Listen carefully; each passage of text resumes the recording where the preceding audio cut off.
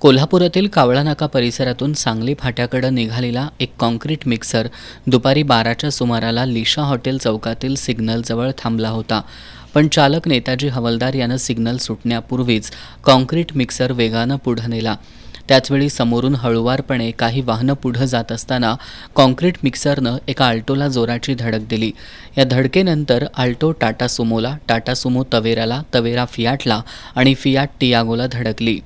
या अपघातामुळे या ठिकाणची वाहतूक काही काळ विस्कळीत झाली होती.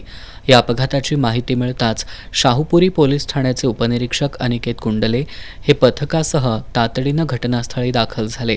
पोलिसांनी अपघातग्रस्त वाहनं बाजूला घेऊन या मार्गावरील वाहतूक सुरळीत केली.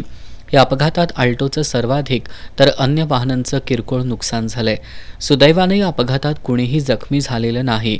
शाहूपुरी पोलिसांनी कॉन्क्रीट मिक्सर चालक नेताजी हवालदार याला चौकशीसाठी ताब्यात घेतलंय.